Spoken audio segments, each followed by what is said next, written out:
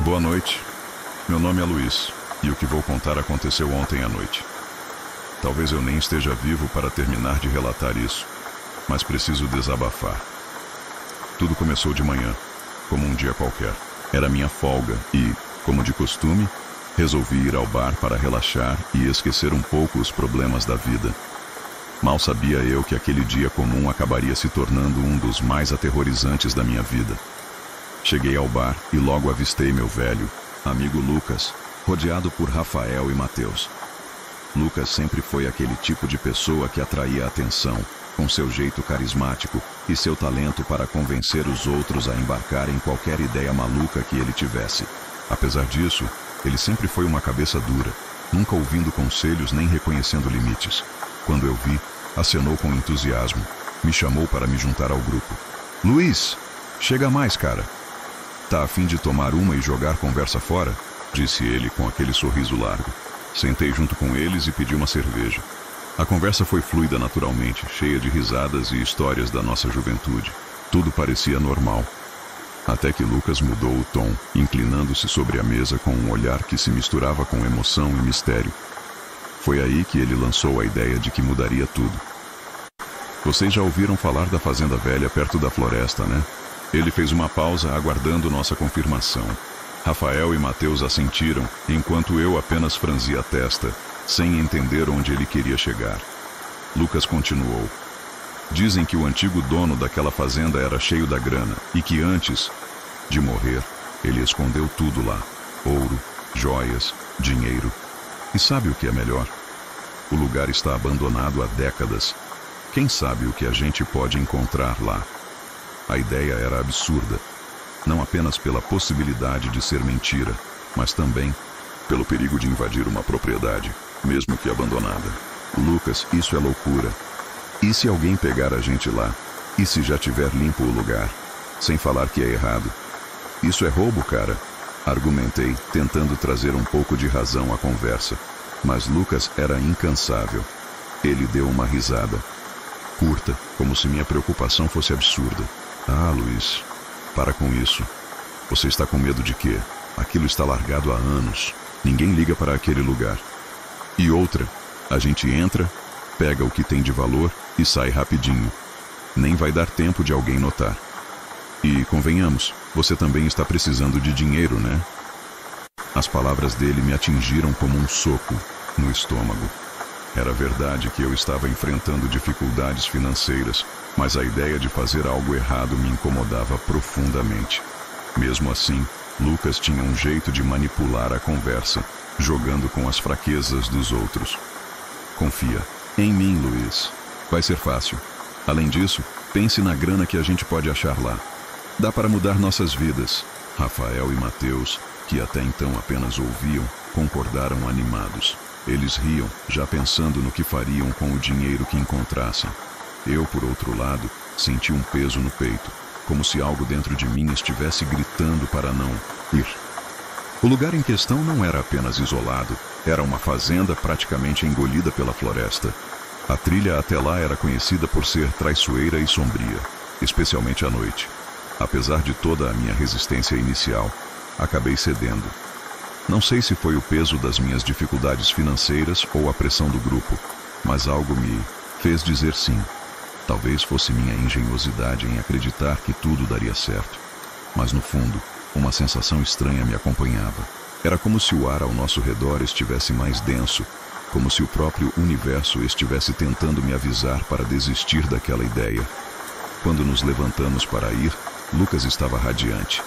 Ele liderou o grupo com a empolgação de alguém que acabou de convencer os amigos a entrar em uma grande aventura. Rafael e Mateus seguiram logo atrás, animados, enquanto eu caminhava mais devagar, com um nó na garganta e a impressão de que algo ruim estava prestes a acontecer. A trilha até a fazenda começava a poucos quilômetros do bar. À medida que nos aproximávamos, o cenário mudava. A vegetação mais densa, as sombras das árvores mais longas, e o silêncio ao redor era quase ensurdecedor. Até mesmo os sons da natureza, que normalmente trazem uma certa tranquilidade, ficaram abafados, como se a floresta estivesse segurando a própria respiração. E então, finalmente avistamos a velha fazenda.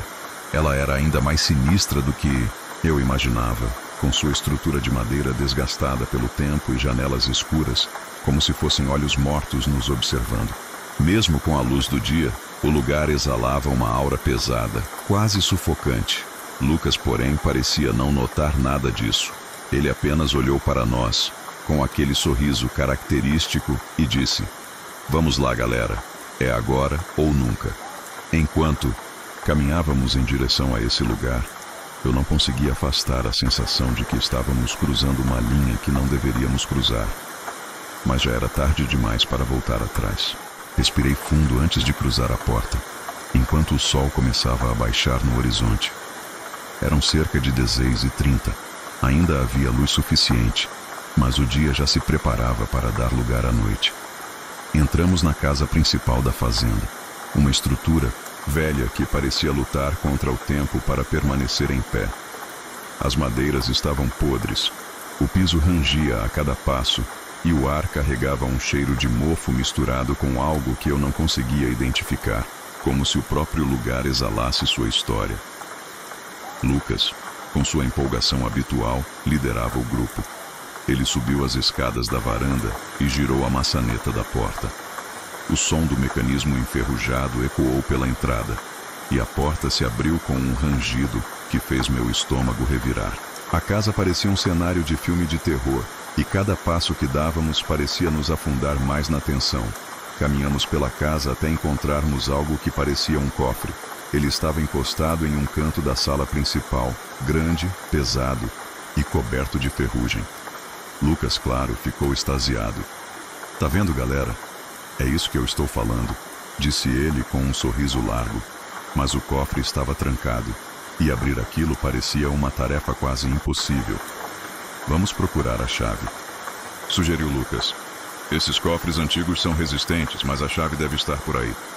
Se não encontrarmos, a gente leva o cofre e quebra depois." Eu não conseguia esconder minha frustração. "Lucas, já temos o que queríamos. Para que perder mais tempo aqui? Pegamos o cofre e vamos embora antes que algo dê errado." Mas ele insistiu. "Calma, Luiz. É só uma garantia. Se acharmos a chave, vai facilitar nossa vida. Vai ser rápido." Por mais que eu quisesse sair dali, acabei concordando. Algo naquele lugar me deixava inquieto, como se estivéssemos sendo observados. A busca pela chave começou. Vasculhamos cada canto da casa, mas não encontramos nada que se parecesse com uma chave. Foi então que Rafael, que estava do lado de fora, gritou: "Galera, tem um celeiro atrás da casa. Talvez a chave esteja lá." Eu bufei, irritado. Que ir até lá? Já temos o cofre. É só levar e quebrar. Vamos acabar logo com isso." Lucas, no entanto, estava determinado a explorar o celeiro. Ele parecia acreditar que ainda havia algo a ser encontrado, como se uma força invisível o impulsionasse a continuar. Sem alternativa, seguimos para o celeiro. O lugar era ainda mais sombrio do que a casa. A estrutura parecia prestes a desabar, e o cheiro de madeira apodrecida era ainda mais forte. Levamos lanternas e algumas lamparinas para iluminar o local. Eu acendi uma lamparina e a coloquei sobre um barril, o que revelou parte do interior do celeiro. Foi quando ouvimos um grito. Mateus apontava, apavorado, para um canto escuro do celeiro. Ali, sentado em um banco velho, estava um homem idoso. Ele nos observava com uma expressão difícil de decifrar, e sua presença parecia tornar o ar ainda mais pesado. Antes que alguém pudesse dizer algo, ele falou: "Vocês estão aqui pelo dinheiro e pelas joias, não é? Já dá para ver isso, nos seus olhos. Se querem tanto, peguem e vão embora. Caso contrário, vou chamar a polícia por invasão de propriedade." Suas palavras caíram como um balde de água fria sobre nós. Eu estava prestes a concordar com ele, mas antes que pudesse reagir, Lucas fez algo impensável. Ele se abaixou, pegou uma pedra do chão e a arremessou na direção do homem. O som seco da pedra atingindo sua cabeça ecoou no celeiro, e o homem caiu no chão. Eu fiquei paralisado. Meu coração disparou e um misto de medo e raiva tomou conta de mim. "Que isso, Lucas? Tá louco? Por que você fez isso?" Lucas parecia desconcertado, mas tentou justificar sua atitude. Luiz, eu me desesperei. E se ele realmente chamasse a polícia? Minha raiva aumentou. Ele não ia fazer isso. Ele só queria que a gente pegasse o que veio buscar e fosse embora. Droga. Rafael, vê se ele ainda está vivo. Rafael se aproximou do homem e confirmou que ele ainda respirava. Mas Lucas, como sempre, teve outra ideia maluca. Amarrem-no, só para garantir que ele não cause problemas. Eu discordei imediatamente. Isso é loucura, Lucas. Já passamos dos limites. Mas naquele momento, a situação estava fora de controle. Apesar do meu protesto, os outros começaram a amarrar o homem. E eu me sentia cada vez mais preso naquele pesadelo. Algo me dizia que o verdadeiro terror ainda estava por vir. O homem estava amarrado em uma cadeira velha, seu corpo caído, inconsciente, enquanto os outros continuavam procurando pela chave. Fiquei encarregado de vigiá-lo, e por mais que tentasse me concentrar, algo naquele lugar me deixava desconfortável. Cerca de 30 minutos depois, ele começou a se mexer, gemendo baixinho antes de abrir os olhos. Quando ele finalmente recobrou a consciência, aproveitei o momento para pedir desculpas. Sinto muito. Não era para isso ter acontecido. Ele olhou diretamente para mim, seus olhos carregados de uma mistura de cansaço e urgência. Você não tem culpa. Mas, por favor, saia daqui antes do anoitecer. Suas palavras me deixaram inquieto. O tom era quase um apelo desesperado. E embora eu não entendesse o motivo, algo na forma como ele disse aquilo fez um arrepio percorrer minha espinha. Logo, os outros voltaram, trazendo o cofre. Lucas, Rafael e Mateus estavam radiantes com a descoberta, animados ao abrir o cofre com a chave que haviam encontrado. Dentro havia dinheiro, barras de ouro e joias que brilhavam sob a luz da lanterna. Eles riam e comemoravam, mas eu me sentia vazio. Observá-los agarrando aqueles tesouros só aumentava o peso no meu peito. Por que você não está pegando a sua parte, Luiz? Perguntou Lucas, percebendo minha hesitação. Respirei fundo antes de responder. Eu não vou pegar nada. Lucas, isso é errado. Vou soltar o homem e ir embora. Me sinto sujo só de estar aqui. Antes que ele pudesse retrucar, um som alto e seco de madeira quebrando cortou o silêncio do celeiro. Todos viramos os olhos para a cadeira onde o velho estava, mas ela agora estava vazia. O homem tinha desaparecido. Rafael foi o primeiro a se aproximar, tentando entender como ele tinha escapado. Cadê ele? Rafael perguntou, olhando ao redor. Mas, antes que tivesse resposta, uma sombra enorme pulou das trevas e o derrubou. A criatura o golpeou nas costas, arrancando um grito de dor que ecoou pelo celeiro. Mateus, em um ato de desespero, agarrou um pedaço de madeira e o quebrou nas costas da coisa. Foi então que vimos o que estávamos enfrentando. A criatura se ergueu sobre duas patas, revelando sua verdadeira forma. Era imensa, entre 2 e 2,10 metros de altura, coberta por pelos escuros. Seus olhos brilhavam como brasas, e seu rosto era uma mistura grotesca entre humano e lobo. Os braços terminavam em garras afiadas, e suas pernas, dobradas para trás de forma anormal, pareciam feitas para caçar. Mateus deu um passo para trás, apavorado, mas a fera avançou com uma velocidade assustadora. Em um único movimento, ela golpeou Mateus com as garras. Não consigo descrever o estado em que ele ficou, mas ele foi partido ao meio. Rafael, ainda caído, tentou rastejar para longe, mas a criatura o alcançou. Ela o ergueu com facilidade e cravou seus dentes no ombro dele. Rafael nem teve tempo de gritar antes de ser descartado no chão, sem vida. Eu e Lucas estávamos paralisados, encarando a coisa que agora nos observava. Ela deu um salto e pousou na nossa frente. O monstro levantou uma das garras, pronto para atacar Lucas, mas ele, num ato de covardia, me empurrou para frente, usando meu corpo como escudo.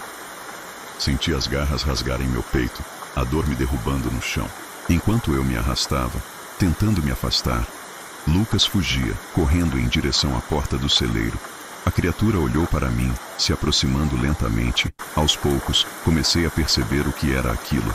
Minha mente gritava a palavra lobisomem. Ele me observou, farejando o ar ao meu redor. Por um momento achei que seria o meu fim. Mas para minha surpresa, ele não me matou. Em vez disso, virou-se e correu atrás de Lucas, desaparecendo na escuridão. Fiquei ali, encostado em uma parede de madeira, tentando entender o que havia acontecido. Por que ele não me matou? Minha mente girava, mas meu corpo estava exausto. Com dificuldade consegui sair daquele lugar. Um dia se passou, e agora estou aqui, contando o que aconteceu. Só que algo não está certo. Desde então tenho sentido algo estranho. Por isso disse que nem sei se vou ficar vivo. Estou ficando inquieto, e uma vontade incontrolável de correr pela floresta começa a crescer dentro de mim. Não sei quanto tempo me resta antes que algo mais aconteça.